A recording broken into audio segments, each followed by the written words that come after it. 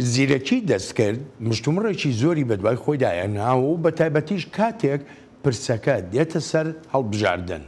بەڵام وەک سیروان قچۆ لە راپۆرتەکەیدا باسی دەکا ئەم زیرەکیە دەستکردە ڕاهەندی ئەرێنیشی هەن. با پێکەوە بینەر و بیسەری راپۆرتەکە بین. یەک ji fakterên serekî ku dê roleke girîng di hilbijartinên serokatiyên îsal de li Amerîka bilîzin bikaranîna hişberiya çêkirî an ku AI ye. Wekî têgeh AI zanisteke ku biriya sistemên pêşketî yên kompyûterê agahiyên jîr çê dike ku digihêja asta hişberiya mirovan. Ev proses bi rêya danheva agahî û detayên mezin tê kirin û di demeke kurt de encamên xwe derdixe. Lê di çarçoveya hilbijartinên Amerîkî de û rikaberiya di navbera berbijarê Demokratan Serok Joe Biden û berbijarê çaverekirî yê komariyan Serokê berê Donald Trump çawa ev teknolojiya nû roleke girîng dilîze. Tişta baş AI têde gukarê datayên mezin lêkolînekî şêwayekî zû pêk bêne. Yani dema ku êta datayekî li cem te heye li ser bajarekî biçûk meselen Pennsylvania. Dixwaze nas bike ew millet li wir çi dixwazin, li çi digerin, çi axiftin hene yan jî keyword. Yani karê tesîr li wan bike û bihêlê ku dengê xwe bidin Joe Biden yan bidin Trump. AI wê baş pê ji bo alîkarî di vê şêwayê de.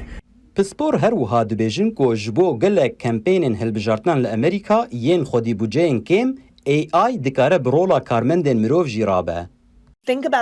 Hizra wê kampênê dike ku yekcar karmendên dijîtal nînin. Programa navê Roka Dijîtal nîne. Lewra hîşberiya çêkirî rê dide wan ku eger bixwazin ew dikarin programeke xurt bi dest bixin.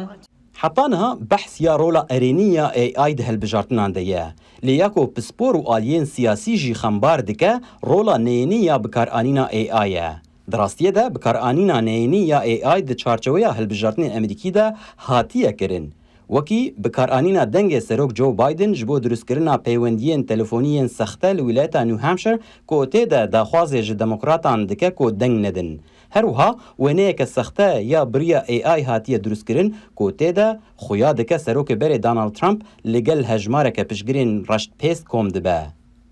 Ez nabêjim belkî Trump bikar bêne, bes belkî kesekî mesela kefayî ji Joe Biden re newê yan kesekî kefayî ji Trump re newê karê AI bikar bêne ji bo tiştên nedurist çêkê li ser yekî ji wan ji bo ku tedal jî li wan bike. Li vê dema ku hişyardariya hember navaroka sexte di hilbijartinan de rastaqîne, hinek pispor dibêjin di çarçoveya kampênên hilbijartinê de li Amerîka divê dengder hember hemû rengên agahiyan hişyar bin. Dema ew naverok ji aliyê kampênan ve tên ez bawer dikim divê em gelekî bi gumanê li her tiştê wan binêrin. Ne ji ber ku ew bi hişberiya çêkirî hatine amadekirin, lêbelê ji ber ku ev bûye 300 sal ku kampênên hilbijartinan tiştên derew belav dikin. Her ku em bêtir nêzîkî dema hilbijartinên serokatiyê di çarê mijdarê de dibin, metirsiya bikaranîna şaş ya AI her zêdetir dibin. Karbidestên hilbijartinan û rêberên her du partiyan hewildanên xwe dikin ku bikaranîna neyênî ya hişberiya çêkirî nebe fakterek di encama van hilbijartinên girîng de. لەگەڵ هەروادێ و نزیکبوونەوە لە هەڵبژاردننی سەرۆکایەتی ئەمریکا زۆرێکیش لە چاودێران بە نیگەرانیەوە دەڵێن زیرەکی دەستکرد کاریگەری دەبێ بەسەر هەڵبژاردنەکەی ئەم ساڵی سەرۆکایەتی ئەمریکاوە. وەزارەتی ئاسایشی نیشتیمانی ئەمریکا ئاگاهی و ڕێنماییشی داوە بە کاربەدەستانی هەڵبژاردن لە ئەمریکادا سەبارەت بە چۆنێتی بەرەنگاربوونەوەی ئەو زانیاریە چاواشەکاریانەی لە ڕێی زیرەکی دەستکردەوە بڵاو دەکرێنەوە. سیروان قچۆ لە دەنگی ئەمریکا میوانی ستۆدیۆی چاوی واشنگتنە. سیروان سەرەتا زۆر سپاس و دەستخۆش بۆ ئەو ڕاپۆرتە. ئاگاهیدان و ڕێنماییەکانی کە وەزارەتی ئاسایشی نیشتیمانی ئەمریکا دەیدەن لەسەر چ بنشینەیەکە؟ gelek spas bilên wezareta ewlekariya niştimanî Amerîka wekû te jî got gelek agahî belavkirine bi rastî malpereke taybet çêkirine belên ji bo agahiyên taybet bi ewlekariya internetê û bi mesela rola xirab ya em bêjin وهشبريات شكري يانجي اي اي ده هالبجارتنا ده قالك تشتاد دن بتايبت هم بربرسين هالبجارتنين فدرال وهم جي بربرسين هالبجارتنين ولاياتان وولايتين خوجي هيك جوان تشتان اونكو حكومة امريكي واف اجانسك دي ناف وزارة نافخوي اولكاريا نشتيماني هي بلين جير دي بيجن اجانسا بنچینەیە الکترۆنیان بنچینەیە ئۆنلاین کۆ لەسەروی ئەساسی دەخەبێتە جوان دەبێژە گەلێک سێ تشتێ سەرەکی هەن یەک جوان ئەوە کۆ دەوێ بە ئەوایەکی بەرچاو چ تشتێن ڤیدیۆین کەمپێنن هەلبژارتنان بەلاو بکن دەبێن کاربدەستێن خۆجهی و یەن ویلایەتان و یەن فەدەرالی بە ئەوایەکی کاربن مسۆگەر بکن کۆ ئەڤ ڤیدیۆ نەسەختە بن ژبەرگۆ ئەڤ یەک ژ دەرئەنجامین ئەیئایە یان ژی هشبەریا چێکری کۆ یەک ژ ئالیین وێن خرابن ئەم بێتر دکارم بەحساوان بکن هەلبەت باشەوە ئاگاهیدان و ئەو ڕێنماییانە ئەمە چەندێک کاریگەریان دەبێت يعني قالك كاربدستين اولكاريا نشتيمانيان وزاره اولكاريا نشتيماني الامريكا دبيجن ريسكا بلين اللي هي نجهشتي استاك وزيانك برچاف لهالبجارتنان بكجبرغو خلق بحصاويتكن خلق خنباري وترسين خود دربرين دكن لحكومه امريكيه فدرال حتى جيتي بتايبت في قناغ هاستيار دا وايصال هالبجارتنك قال كي نازكه دبيجن ريسكاوي هي اللي نجهشتي استاكي كو حركس خوجي بترصد في خو بباريزا لنجهشتي وي استا اقلكي مترصيدار وەک خۆ دەزانی ینی لە ڕۆژی هەڵبژاردننی سەرۆکایەتی کەمانجی یازدەیە ژمارەیە هەڵبژاردننی تر دەکرێت هەڵبژاردن بۆ ژمارەیە لە ئەندامانی سینات بۆ ئەندامانی ئەنجومەنی نوێنەران هەڵبژاردننی شارەوانیەکان یاخو فەرمانڕەوای ئستانەکانیش دەکرێت بەکارهێنانی ئەو زیرێکی دەستکردە بۆ چاواشەکردن بۆ بڵاوکردنەوەی زانیاری چاواشەکار وەکو یەک مەترسیە لەسەر هەڵبژاردنەکانی یا جیاوازە نا وافخالك جرينج بلين باشتا اف برسيار كرجبركو حكومه امريكيجي دبيجا جدا هيك قالك مازن دنافرا هالبجارتنين فدرال وين سر اسطا ولايات وخوجهي هنا يك جوان سدما سركي كو تشافي همو دنيا اللي سر هالبجارتنين فدرال سروكاتي دبستان بتايبتكو هم دزجهن راغهاندني وهمجي حكومه امريكي بيتر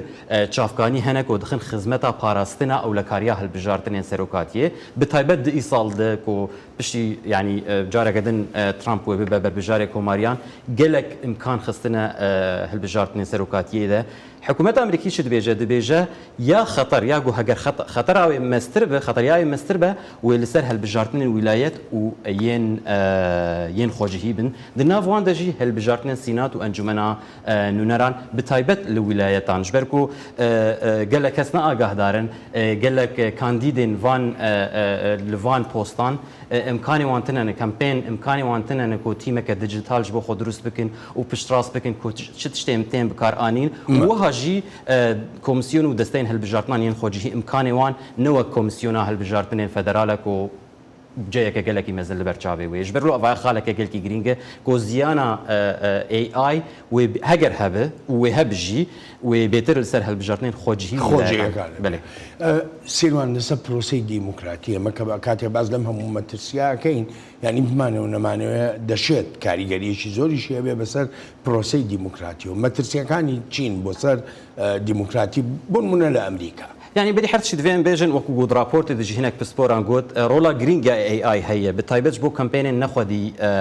نخدي بوجين مزن يعني وكو نمونه هجر